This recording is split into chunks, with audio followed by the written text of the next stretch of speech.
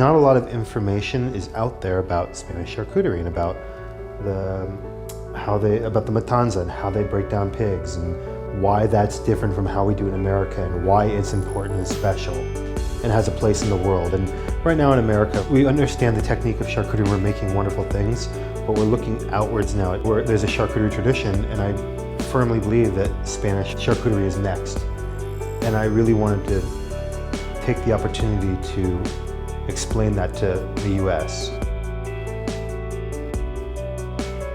I was cooking for Jose Andres, and I really got into cooking the Spanish gastronomy. And Jose is very famous from Asturias. He's from Mieres, and he's quite the chef and entrepreneur, and he's a real inspiration for me. And I was able to win a place on the ESEC scholarship, which is a very special program put on by the Spanish government. And I got to visit Asturias during that time, and I fell in love with it. How can you not? The book is 3 parts. The first part of it is the story of the matanza and the charcuterie and what this is and where it comes from. The second part is the recipes, or how the charcuterie is made and why it's made in a certain way in one area and then it's made in a different way in another area. The third part is the companion recipe. So you have chorizo asturiana. It's been smoked. It's a beautiful product. And you have your morcilla asturiana. It's also smoked and it's very loose and almost spreadable. So great. And then you have some pancetta kicking around. Well, guess what? Go buy some fabas and you're going to make a fabada. For the book, it was really important to learn about fabada because if you're going to talk about Asturias and talk about the embutidos and chaseina. Aceite eso. Fabada is it's the dish that does the most honor to the charcuterie here, I think. And there's no one better who cooks it than Nacho.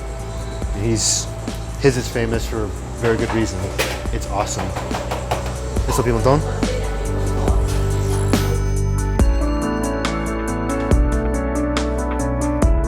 I have a really great photographer, a very talented person named Nathan Rollinson, and he's done some work in the United States, and we have a very similar vision for this project, which is to do honor to the people producing the embutido, the chaseina, who are doing the matanza, the people who this is their life.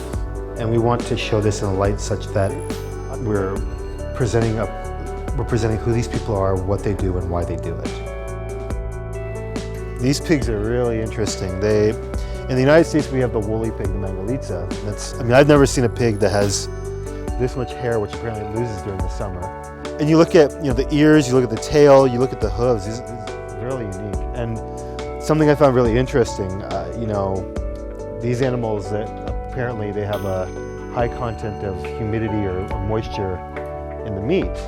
And that in and of itself is interesting, but then when he mentioned that makes the animal perfect for smoking, well, we're in the land of smoked meats. We're in the land of smoked chorizo and morcilla, and now they have a pig that is bred for that. That's pretty unique and interesting. Each region has their specialty, and here in Asturias, obviously, the smoking is a big part of it, but also you find some really wonderful people up here, and it's something that we really enjoyed.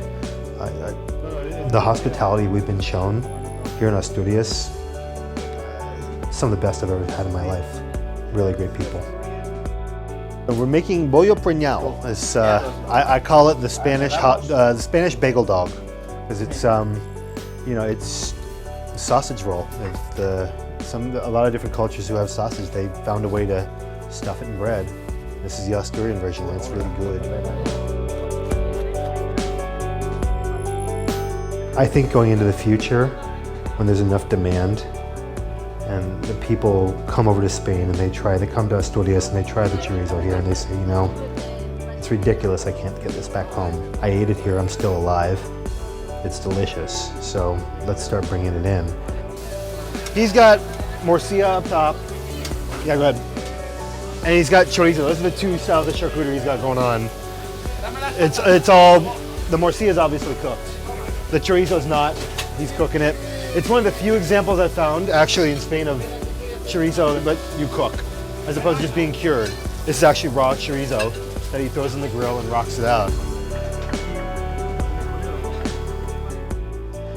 The charcuterie, you know, it's a method of preservation so that people could eat protein throughout the year during times of famine, because it wasn't always as abundant as it is now.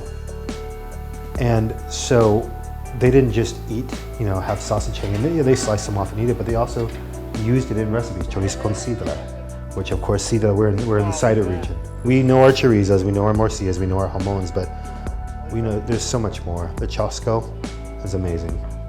There's no reason why the chosco isn't out there. It's not going to be relegated to tineo much longer though. And all the other products, the lacons and everything else that we've seen in Spain, I hope it's coming soon to a store near me. The book not only speaks to the charcuterie, but also how it's used.